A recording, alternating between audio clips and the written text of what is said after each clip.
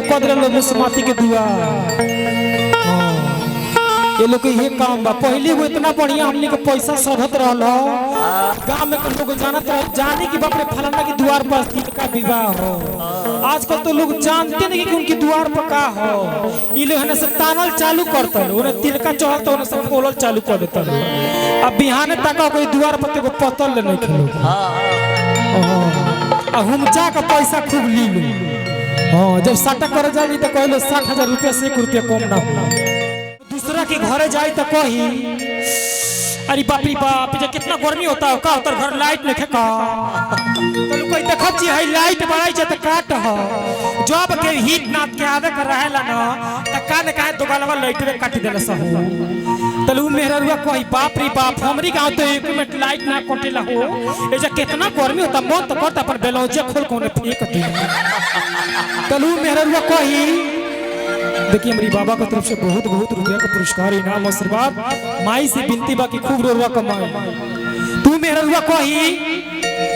रे बाबू रे देखबू हो और कर लूठा के तन को सुनाला ना रे तनी लाइट वाला के फोन करबा त कब से मोर गइल कार कब कब होला आई हमरा बाबा के परिवार की तरफ से बहुत बहुत रुपया का आशीर्वाद बा।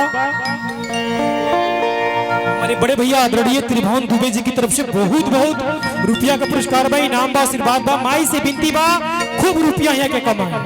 कबो कबो हमने के परिवार में जब शादी विवाह पड़ेला जैसे यही जा कुछ पाहुनी लोग आयल हो मौसी फुआ दादी मन जे भी आयल हो तो जब मेहरारू शादी विवाह में जाली सनु तो कनी के तन को चिंता नहीं के आयल के गोइल के खाइल के पियो वो लोग एक चिंता लागल हो कौन मेहरारू काना में का बड़े बड़े पहन के आयल भैया कवना का महुआ सूत्र बड़े बड़े बा कि घर चल का हम रिंतला की पापा का कुछ मुन्ना दे देखनी हां रिंता के दादी ने इतने काने में का बांधले ले हमरो को कान के सुई धका बनवा दे आ जब ना बर्दाश्त हो तो मेहरारू पूछू ले ली सो कहली सो दीदी काना में का बनल का तू हो तो खबू बनवानी तो हो कमाई धमाई बात तो बोनी ना पंकज बाबू कमा तो बटले बनी तो बाप रे बाप कहाँ कमाई धमाई बहो वो तो सारा पैसा लड़कन की पढ़ाई में झोंका जाता वो तो एगो बुढ़िया बकरी रख रही ना वह बकरिया बेच के कानवा में बनवानी बाकी एक बुढ़िया कुरबुरात रही है बाकी एक बापा के डर से कुछ बोले लेना कब कब होला हमने की परिवार में हमने के घर में कि अपन कुछ ऐसा बेटा वालों के अपना माई के डर बना के रख ले वालों तो हम अपना माई के डर बनावे के नहीं खे अपने माई और बाप के आजाद करके रखे के कबो कबो ही होला हमने के परिवार में हमने के गांव के जो क्षेत्र के कुछ लड़किनी बाड़ी सो कि जब जा तरी से हितई में तो हिंदी में बोलत तरी से जैसे गांव के कुछ लड़किनी जब जा तरी से बियाह शादी में बफर सिस्टम में खाए तो कह तरी सा भैया 2 पूरी देना भैया थोड़ी सी पालक पनीर देना मैं ज्यादा नहीं खाती हूँ मेरे को तेल वाला चीज डॉक्टर ने मना किया है आ घरे रात दिन हो पुता हो चलता रात दिन कहता ऐसा कारे माई भातवा बोनी कारे माई तरकरिया चिराई किनारे साँझ हो गई तभी वीडियो के माध्यम से संदेश देले बानी कि जाना परिस्थिति में रहल जला परिस्थिति में काम कइल जला त अच्छा लागेला मगर यही में से कोनो लड़किनिया हमरा के कमेंट करेली सो कि का ये सुनील भैया खाली मेहरारू लड़किनी के ऊपर वीडियो बनी कब है मर्दों लोग के ऊपर वीडियो ना बनेबो तो मर्द लोग के का कही मर्द लोग के नाम से बटले के बा सारा ये धरती पर सारा चीज मेहरारू के नाम से बा एबे हमनी के एगो मंदिर में चल जाइल जा तो मंदिर में सारा चीज मेहरारू के नाम से बा पूजा अर्चना वंदना सारा चीज मेहरारू के नाम से मर्दनन के नाम से का बा एगो हेतौत के घंटा वही में टांगल बा जे ही जाला टंड बजा के चली आवे तो मर्द लोग घंटा खंटनकल वालो जो मर्जी तब मेहरारू लोग को बजावे तरी से तो इस चीज बा ये चीज पे वीडियो बना के डाली ली जो उनकी सबके अच्छा लगेला प्यार आशीर्वाद हमने के मिलेगा आई एगो और कॉमेडी बोलो एगो रिकॉर्डिंग पे हम डांस कर देबो करी बात से हमको चल आई जैसे कबो कबो होला हमने के घर में हमने के परिवार में कुछ महतारी ऐसन बालो कुछ परिवार ऐसन बा किसी ज्यादा खुश ना दूसरा के बेटा बेटी से ज्यादा खुश रहे लो जैसे कहे लो है क्या कर लड़का बड़ा इंग्लिश में टून टून बोलता तू कोई तू नहीं कुछ ना फलाना भाई का लड़का शहर में रह के पढ़ेला तैया देखबू हो एगो हमनी के लइका बड़ा सा दिन भर माई चो तो बहन चो तो गरियावत रहत रस तू मौगी कही तू कान अपनी लइकवा का मोंटेसरी में नाम लिखवा देलू ते बच्चे तो नहीं तनको हमर बतिया सुने न खाली भाई भौजाई के बात त मानत न हमार बतिया सुनतन त ये लइकन के दशा होई बिकरी के दशा होई पर खाली भौजाई के बात मानत न तू मौगी कही जाए त मत रोवा लखे दोनों भाई बड़ा अपना भौजाई भाई पर धाधाई रहना आ जब एके बेटी के बियाह कही ना आ जब पटीदार चुत्तर पर लात मारलस त सारा सेखिए भुला गो तो कुछ ऐसा परिवार बा मगर वीडियो के माध्यम से संदेश देले बनी कि जब एगो भाई एगो बेटी के शादी करेला तो कुछ भाई ओकरा के रिश्ता तोड़ देला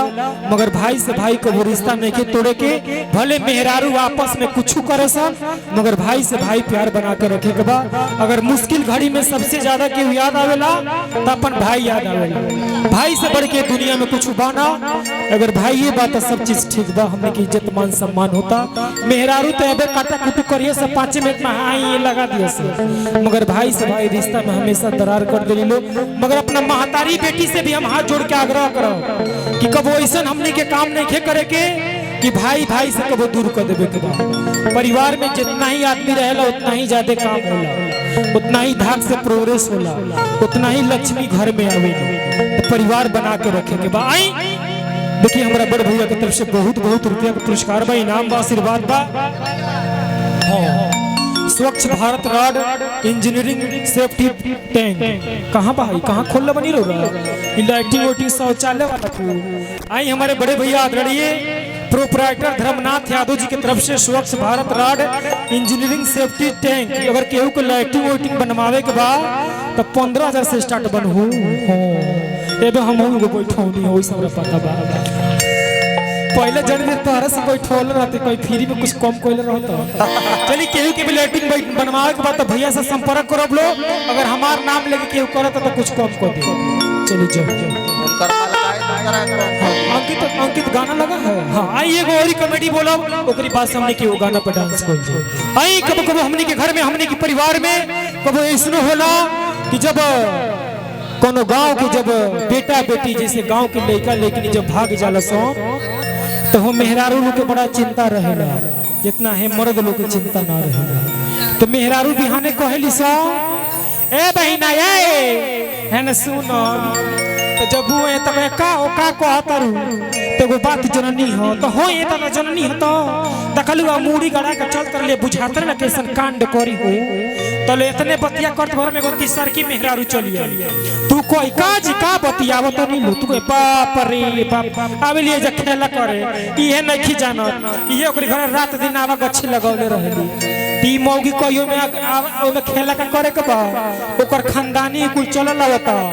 उहे कइलस ओकर फुआ उहे कइलस तो वीडियो के माध्यम से संदेश देले बानी कि हमनी के जिंदगी में कुछ ऐसा नहीं करे के कि हमारा परिवार के ऊपर जिंदगी भर उंगली उठत रहे हमने के तो 2 सेकंड में कुछ गलती सही कर दल जाए मगर हमारा परिवार के ऊपर जिंदगी भर लोग कही कि तार लड़का है कैलस तार लड़किनिया है कैलस तो हमने के ये चीज नहीं करे कि एक न एक दिन तो माई बाप वो खूंटा में बांधिए देता लेके ढोए के बना ती चीज पे वीडियो बनाई जो उनकी सबके अच्छा लगा सबके प्यारा आशीर्वाद मिलल आई हमने के बहुत लेट होगा देखिए हमारा बाबा की तरफ से बहुत बहुत रुपया नामो बोल देना हमारे बड़े भैया आदरणीय बीने दुबे जी की तरफ से बहुत बहुत रुपया का पुरस्कार बा माई से विनती बा कि माई अगर बीने भैया के घर में कोनो दुख दरिद्र आवे तो वहाँ बहुत जल्दी दूर करा यहाँ के परिवार से भी हमने के बहुत ज्यादा सपोर्ट प्यार आशीर्वाद मिलता आई एगो रिकॉर्डिंग पे डांस कर दी ना बा बोल लिया ओकरे बाद से बातें चल गाड़ी घुमा लिया मथुरा आ जाइए आज एक आदमी आ जाइए कोई हाँ आओ कमछो ले जाइए केने बनी कमछो ना भैया केने बनी बनी नहीं दे